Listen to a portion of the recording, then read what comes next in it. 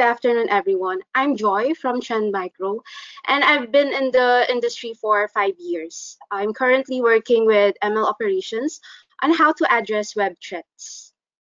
And before I start this presentation, I'm going to turn off my webcam now. I want to introduce to you to two people.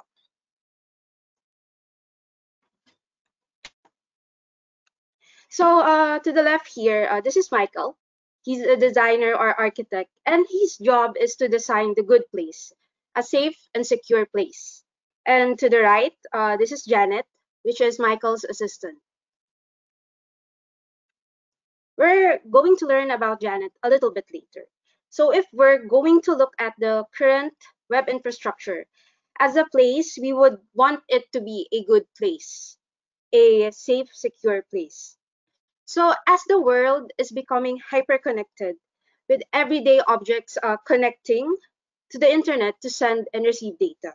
So according to a report from IBM, 2.5 quintillion bytes of data is being generated each day. And although technological innovations are becoming fast-paced, threats and risks to information in devices and systems are also adapting. So threat data is no exception to the presence of big data. In fact, in the past year, 2020, Trend was able to block 62 billion threats. So we can say that everything is fine, right? Since there's a lot of threats being blocked. Actually, no, it's not fine. Because there's an increased complexity amongst threats.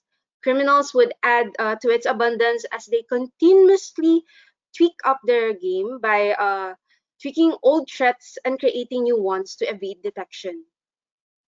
So if we have this generation of threats, having a pipeline of only analysis and solution using human expertise, it will not be able to keep up. So to address this vast amounts of threat data, security providers turn to machine learning to automate processes and improve security solutions. So the summary here is that with the great diversity and volume of threat data available, we can use machine learning to efficiently go through a data set, learn from it, and help reinforce defenses against cyber threats. I want to emphasize here the importance of value creation from big data. We can make use of this via machine learning. So remember Janet, the one I introduced earlier? Well, Janet, being Michael's assistant, contains all the knowledge the universe has to offer. Janet also adapts new skills and gets smarter every time she is rebooted. Well, similarly, AI and ML solutions becomes more sophisticated over time as we train it better, pass on better data, as well as features. Now we're going to look into the blending of old and new techniques used by threat actors to propagate their phishing agenda. So first one, it's an old phish technique, which is typo squatting. The threat actor would intentionally register domains with slight variations on existing web address to pick up traffic of misspelled URLs due to human error. And then in 2019, there was a rise in phish URLs wherein the arrival vector of them would be via email. So we would call it PDF phish. And the thing about this is that inside the PDF file would be a phishing URL link. So last year, we have observed through our also analysis, an arrival vector was increasingly utilized, which is cloud services. So commonly used sharing services such as OneDrive, SharePoint, AppBox, and SendGrid are used to propagate malicious intent and phish URLs. So one will receive a link for the PDF file that deceives the user in downloading it or opening it, only to be infected when the URL is clicked. So further complications would include phishing redirection. So as I say, it's complicated since there are lots of redirection and if we can see it in manual analysis, what more if there's a presence of abundance of URLs. So that's why we would want to innovate the way we process things, and we can make use of that with machine learning. The last technique shown here would be with regards to Ryuk ransomware, to which it targets high-value targets, and it's been responsible for a third of ransomware attacks in 2020. So from before, the technique would be there's an Phish email that directs to a Phish page. Once the link is clicked, now this ransomware was able to evolve its technique by there's a Phish email, and then there's a link for this one. Example would be Google Docs was used that downloads a Trojan, and the Trojan here would be Bazaar Loader, and the Bazaar Loader would be the one to download the ransomware. So now, as threat experts, we know the methods cyber criminals use. Let's place ourselves to Michael, the designer. And how can we get features to model the ML model? So some of the features here can be taken from URL construction as well as content. So take note that we are not limited to these two. We can also check the metadata or example activities or the IP it resolves back to. So for the URL construction, we can check the length as a feature for the model. And then second one would be if the URL contains special features. Another feature can be possible specific keywords that Phish URLs target. Another one would be a URL within a URL. So what is the probability of having malicious redirection from URLs that contains another URL? So for the URL content, we use web scraping to extract data or source code from the website. So in this example, I think it has been shown that there's a strong indicator that most of the downloader URLs of malicious PDF file contains file extension in the title tag. And it's not a normal behavior for URL pages normally seen with legitimate web content. So we can then extract this tag as a possible feature that the model can process. And another challenge also would be malicious code can be hidden in web pages that are encoded via base64 or unescaped format. This is a challenge in the field as there's a need to decode it first and also presents a significant time burden. So while the use of features taken from human expertise is essential, there's still a blind spot or things as humans may miss out when creating features. So another application I can show you would be the use of natural language processing. So this is another type of ML technique wherein we use if the data being dealt with is text data and we want to get insights from it. May it be, for example, sentiment analysis or topic modeling, information extraction, etc. And the thing with NLP is that text data tends to be sparse, having hundreds and thousands of dimensions. So in order to apply ML techniques to NLP problems, we need to convert unstructured text to structured format for the model to understand. Okay, now for the application, I'm going to demonstrate the how topic modeling is used in analyzing COVID-19 URLs using latent Dirichlet allocation. So for this data set, 150,000 malicious URLs has been sourced, and our goal here as threat experts is to uncover patterns. So looking back in the recent pandemic, so there is a need in having to connect online through social media, news, government platforms for information, and also the use of cloud services. So for the social media platform, everyone would want to be informed. So fake news or stats that can lead to immediate action one might not be able to check if the page is really legitimate. So threat actors have also latched to this opportunity of having to take immediate action to fake news or SAT. And there's a term coined by WHO, which is infodemic. In addition, work from home setup also led Phish URLs related to online video communication platforms, such as Zoom and MS Teams, for it to propagate.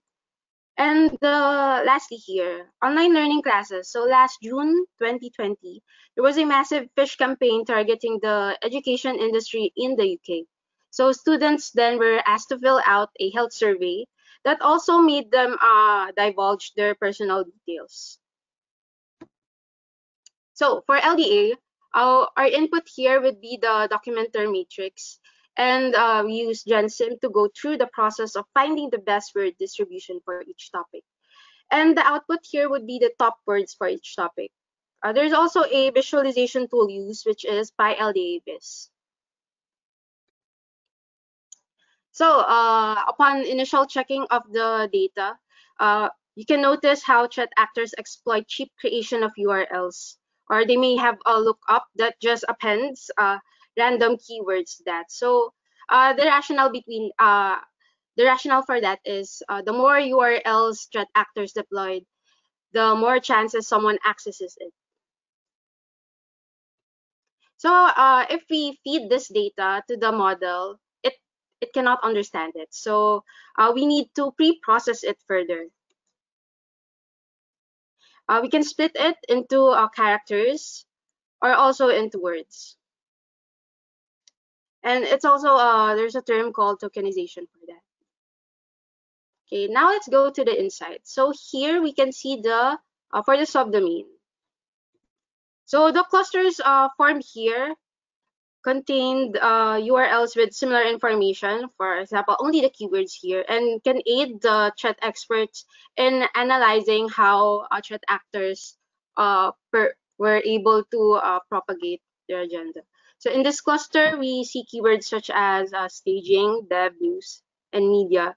So as you can see, this group of URLs here was able to group it with news outlets, media outlets. Next, what's interesting here is that the subdomain contains edu keyword. So this cluster, as I've said earlier, there's a Phish report regarding educational sites due to online learning brought about by the pandemic. Next set of insights, let's check the domain. Okay, so for this domain, this cluster has a bulk of URL containing Blogspot, Vaccine, and face mask. So as you can see, this group of URLs were malicious URLs that might be also aim is to provide where to buy face masks or vaccine updates.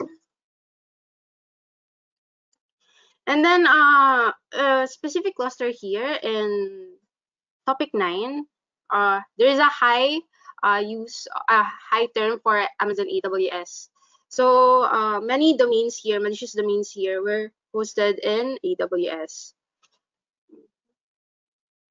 And then for this cluster or topic cluster, there are terms such as map, protection, tracker, rapid tests, and map and tracker is what's notable in this cluster, since organizations have created dashboards to keep track of the spread of coronavirus to stay up to date with the latest information.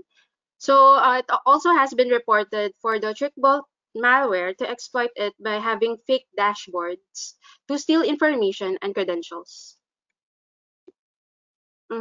So for this one, there is also cloud applications, Azure Edge, Strong, and email. So for this set of URL, Phish to an email platform via Azure Edge. So for the insights we got here, we got the auto generation of URLs. We also saw that websites in the subdomains use disguise as legitimate. And there's a prevalent use of sharing services, also as a way to avoid security product detection. Mhm. And so, as you can see a while ago, the LDA model has Janet have helped Janet here. We can have Janet as a comparison for AI or ML tools have helped us, Michael's, the ones working in cybersecurity, to gain insight on the threat landscape brought upon the pandemic. So at a significant less time compared if we sift through these URLs. So this is one way on how ML can help gathering insight for threat intelligence that can aid in better protection of the web landscape. So what lies ahead for the future of the web threat landscape? So there will still be a reliance in cloud technology, and since the use of cloud technology greatly increased in 2020. A report from Forrester predicted that public cloud infrastructure will grow up to 35%. So with that, the use of cloud technology will still continue, and uh, the threats may become more complicated. Next would be there will still be targeted attacks in industries such as the government, banking, manufacturing, as well as healthcare. So it has been found that data sets were being sold in the underground that typically contain PII or personally identifiable information and user credentials from various cloud services. So moving forward, how can us security providers help? So the mention of current events for malicious attacks is nothing new for threat actors who, time and time again, would use the topics, occasion, as well as personalities in their social engineering tactics. Well, as you can see, people involved in protecting the cyberspace is just as important. When I showed you how we were able to analyze malicious URLs, and then the importance of them is that in defining the solutions by applying domain knowledge. Also, as you can see, these two people are looking at a map with many strings. So context-rich data or threat intelligence platform that correlates various data points is also important. So, and the last one would be collaboration among institutions, such as the conduct of this webinar, to enrich information is needed and is helpful in having a protected web. So us security providers are the Michaels, or the architects and designers that continue to provide solution to protect the web as a secure place. And Janet is an advancement and AI or ML technologies that aids us. And I leave you with this artwork from Brennan Dawes called The Art of Cybersecurity. So the frame here is represented by the web or the internet, and the square obelisks like objects are the threats. So how you can see here the flow that represents the solution from security providers that is allowed to flow and neutralize these threats. Uh, Machine learning is only part of the solution and can greatly help addressing blind spots or dimensions human capacity cannot process. And there's a need for multi-layered defense to help address today's multifaceted threats.